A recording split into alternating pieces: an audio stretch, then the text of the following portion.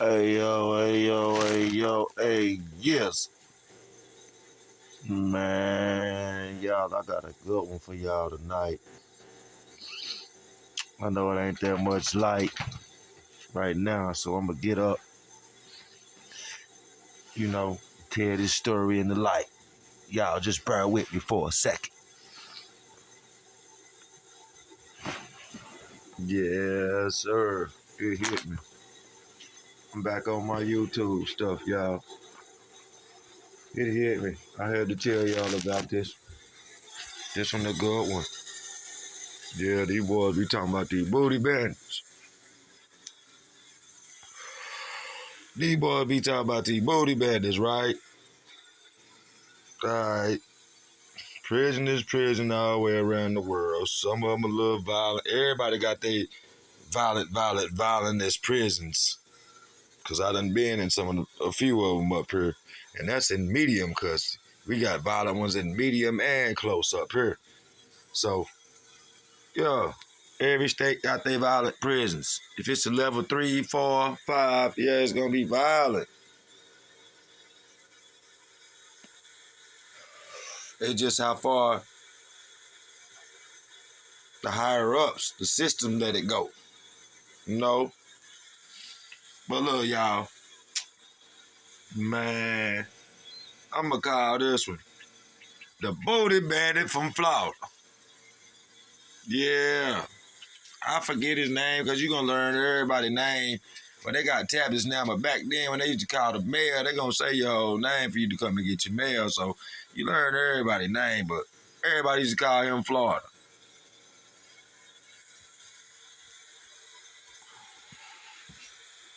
Y'all go hit that like and subscribe button. I'm back on my YouTube stuff, y'all. I'm trying to monetize, man. 1,000 subscribers, 4,000 watch hours. Help your boy grow. All praise to the Most High. Shalom to all my people out there that know what I'm talking about. But yeah, $ T-Funk 6. Let's get all that out of the way if you want to donate. But make sure you hit that like and subscribe. Please, y'all. It's free, man. Even if you don't watch me every day, go ahead and subscribe for me, man. If you don't watch some of my content, that'll be like paying me for the little workout I done. Just hit the subscribe. Yeah. Yeah. Florida. Let's get back to Florida. Now, when I met him, it was around 2007. So I was in my 30s, middle 30s. He probably was in his late 50s, early 60s. Tall, dark-skinned dude. He probably about 6'4", 6'5". Probably about 205. He wasn't that big. Round, bald head, real dark. And like I said, by me being in almost 80 different jails, you know, some of them I ain't staying there but a little bit, in and out, in and out, in and out. But in the prison twice, and being out here on these streets, man, let me tell you something. Look, let me tell you something. I can talk to a person for 2 minutes. It's my word. And know if I should fool with that man. So, at first, I tried to give Florida a chance at first. He came on the count with that card, all this type of stuff, with that lingo, you know. I was cool with him at first, trying to run game for little zooms and whams and stuff. But when you fall back from him, you can see how his posture. But the more and more he used to let it out, more and more how he loved young, no disrespect, Mexican boys and white boys, red men, Caucasian. He loved a young red man and the Mexican. So, like I said, I was in D. No, I was in B. A, B, C, D. He was in B. So one of my homeboys from Forest City got moved over there with him. And it's like he was trying to make you compete with Okay, this week he might be trying to be as cool as you with you because you feed him the cigarettes and the Zooms. And then this week, it's like he used to try to play on the young dudes. The do stuff for, but then when you don't do nothing for me, say, yo, you fool with me though, boy. You fool Florida though, boy. This, that, the third. And he used to try to put the beast game down on some people. I wasn't scared of him at all. I was just trying to be cool with him, but I knew out the gate he wasn't the type to be around every day. And I used to show him that. So me and him had kind of got, But here come the day when everybody found out he was a booty bandit, man. He used to really let it out. Because he used to love to do them old school riddles and jokes and stuff, and he would let it out. And we laughing about it. We playing because he ain't made no action towards nobody. So the boiler tore up in the door. And if anybody familiar with North Carolina prison, a bunch of people done did time around here, they know about Hope Correctional. Don't nobody really want to stay there as that assigned camp. Most they got like 2, 4, 6, 8, 10, 12, like 12-man little single dorms that when the overflow at Salisbury ain't got nowhere to put you, they'll send you to Hope and you will ship out from Hope. And then where I was at, up in the dorms and down in the cell part, that was the assigned part. So this prison had one-man dorms. If you work at the kitchen and other stuff, in the other part of the building, where the main building and the dentist and the doctor, they had all that there. And you work in the kitchen and all that, you had a single cell, but you could come out in the dorm. But then if you come outside, walk up the walkway, it were bunks. It were bunks. A, B, C, and D. So after our boiler messed up for the hot water, they sent us down there. The prison was big. On the way other side, like I told y'all, of the 12-man shipping part. So when we get on that side, man, it was coming out in the doors, man. But he always talk about, yeah, I just left Coast Custody. I got a life sentence. I done did all this time, but I got a map. I'm going to get out one day. I'm going to be back in Florida. I done did 30 years, this, that, and the third close custody, this medium custody stuff. They go down here, but not like close custody. You got your own cell, this, that, and the third, blah, blah, blah, blah, all about close custody. So I think he was taking medium custody where I was at, man. We didn't have no cameras. We didn't have no TV schedule. Bunch of fighting was going on. You might hear somebody get hit with a lock. You ain't never really heard no stabbing, I ain't gonna lie. Every blue moon. Now, it did happen. But every blue moon, somebody got poked up there. But a bunch of fights. Every week and a bunch of locks. So dude must have thought because close custody was a bunch of stabbing going on. It'd be a bunch of stabbing going on in North Carolina close custody.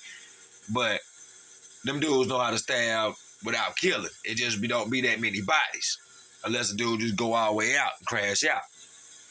So you don't hear about too many bodies. About 3, 4, 5 a year, every couple of years. But you hear about a bunch of stabbings out. And all you got to do is not let the blade be that sharp on the knife where it just bust the skin but not go all the way and start hitting the main arteries. I know the trick to it too.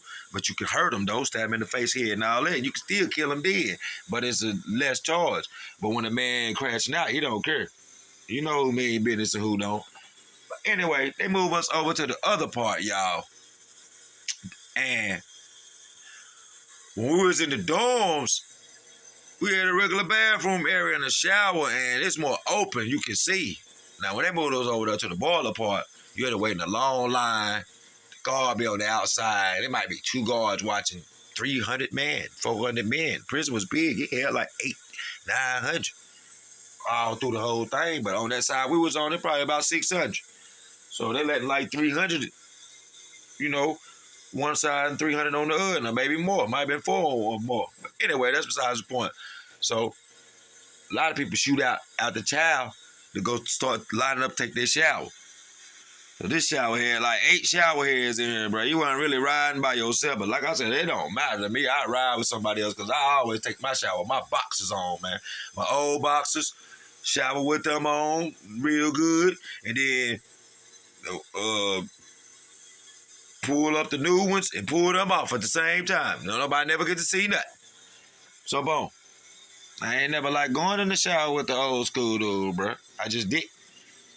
Fool him when they come to that because he make too many gay jokes, man. No disrespect to the LGBT community. But I got my preference. Respect me like I respect y'all. So I ain't want to be around him. So, man, my homeboy, I don't really talk about my affiliation out here too much. But just know I was loped out. 8 Trey. So, boy, my homeboy, he was blood, 9 Trey. But we were best friends. We did a lot of dealing with each other. I had moved from Chevy to Concord. Man, this man made a lot of money together. I'm just going to call him Dub by his nickname. We made a lot of money with each other, man. So, we had vowed each other like we love each other, bro. We wanted each other beside each other in the dorm. So, we always used to go and take our shower together because you got to slam this, shut this metal big door. Anything can go down in there. Man, Florida done waited till this little young Mexican and done went in there with a couple white boys and went in there, man. Pulled the blade out. Made the couple white boys be quiet. Done did something to, I think one or two, had one of them doing something to him with their mouth, and he done did something. Man, he just did some nasty stuff about 2 of them, man, with that blade in his hand, man. And held the other, and that I don't know if he raped all 3 of them in there with him or what happened. But he took some booty and made them use their mouth. He did. 1 man. 2 young white dudes and a Mexican. In Florida, if you see this, you know I'm telling the truth. So, after they come out regular. But being Dub standing in the hall, like, they taking long. That's why we want to know what's going on. Longer than the average, because the police don't do nothing but open the door. And then there's another door you walk through, 2 metal doors, and he be like, all right, y'all, been in there about 15, 20 minutes. You don't never walk in there because he about scared. Plus, it's wet in there and everything. So if you got a squash buckle in there and fight and stuff, bro, you're going to be sliding around and everything. But, yeah, that Bethlehem on him. That candy bars Bill Fiji say. Yeah, that ratchet.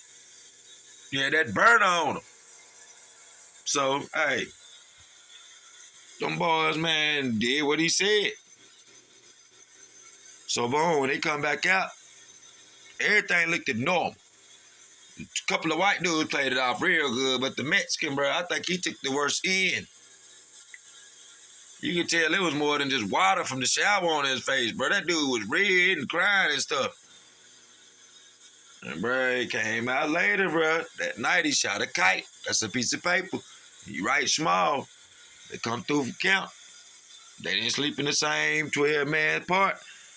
Dude was on our side, over there with us. If I ain't mistaken, I think he was in my dorm with me. Yeah, because he was trying to learn to do tattoos. He was real quiet. He was trying to act like he was tough. Yes, he was in my, either slept up under me or right beside me. Bruh, he done slipped that kite. And folks done took that man out in the middle of the night. They know, we find out. The next day, his stuff gone, packed up and gone. He in the hole, old school in the hole, a couple of white dudes in the hole. So at this particular prison, when you was on the other side, when you walking down to go to chow, you can see people up in the hole and stuff and talk to them. Now, since we over here where the baller done tore up, you can't, man. You have to sneak out there and that'll be unauthorized. So we couldn't really verbally talk to them and find out what went on. But, you know, it's like email, phone, Roomify, Go Fast. All of them had done told the people. The man wrote a note, told them what happened, everything. And in there, man, if you fight or don't fight back, they're going to put you in the hole till the investigation. Bro, old school got what he wanted. He wanted to go back to close custody. He did. And he got rape charges, new rape charges from the street, and attempted with that burn up and all of that on like 4 or 5 people. Kidnapping, rape, So he turned his old school map cause we was under 65% law. Now it's under 85% law. So old school, you know, you get a life sentence, you gonna do 25, 30 years, and boom, you get a map and be out. So old school law, you can catch 30 years. As soon as you go to prison, they gonna cut it dead in half, and then you can work that 15 day down to about 5 years, man. If you be good. And he killed that. He caught new time up under the 85% law. So as soon as his old school law done ran all the way to point level back up, he ain't gonna never get out on that murder charge. I can't remember if it was murder or what. The life sentence, I know that he'll never get out on that old school life sentence, and then he got new school charges, 85%. So he'll never get out. And if he have, he escaped. But we got phones all in prison now. So if you're seeing this, Florida, bro, you're wrong for that. But yeah, but in North Carolina, I done heard Georgia say they put you in the tier program. And in Florida, you go to ABSIG in Las Vegas. In Florida, you go to, what they call it, man, where they take you out with two dudes and they put you by yourself. The dudes from Florida know what I'm talking about. I done heard it on plenty dudes channels. MaxCon,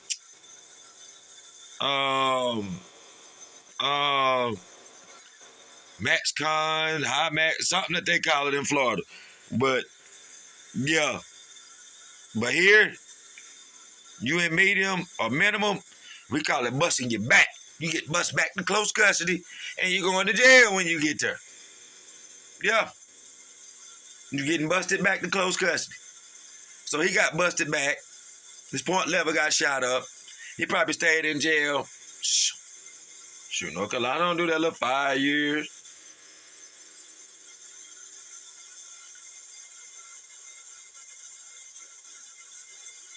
He got busted back and probably stayed in jail about 10 years.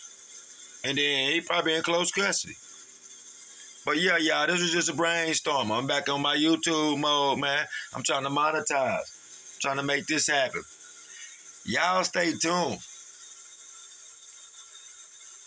for another one of my comparisons, North Carolina to the other states.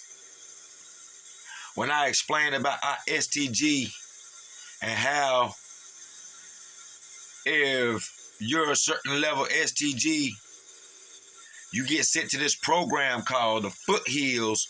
It was built for a youth spread, and it do got a youth population there, but it also have a gang STG population there.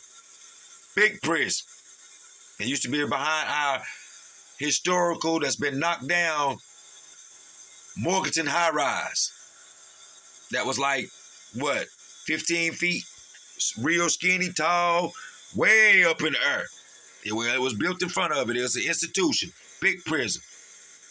Foothills is, not Morganton high rise. It's knocked down, but there's been plenty bodies, plenty people beat up, plenty robberies went down. That was gladiator school. Boys were scared to get sent to Morganton high rise if you was youth back in the day, but they closed it. It's big old high, tall, skinny, long building. It ain't made like the Salisbury high rise, where Salisbury looked more like a rectangular going straight. Going straight up. This right here is long out that way and flat. But you go look at it on YouTube. They show where it got when they knocked it down. But let's get back to Foothills. If you get to a certain level, 1, 2, or 3, STG in North Carolina, you got to go to a program. And if you see on MSNBC, some gangs don't allow you to go to the program because it's like they're trying to debrief you. You got to tell your secrets and different stuff like that. So, yeah, stay tuned. I'm going to tell y'all about Foothills and our STG. Coming soon. And what they do if you're on STG in North Carolina. STG ain't nothing but the gang unit. It stands for gang task, something gang task or something like that. But yeah, y'all stay tuned for the next one. It's coming up. I'm gonna tell y'all about Foothills, and go into the game program.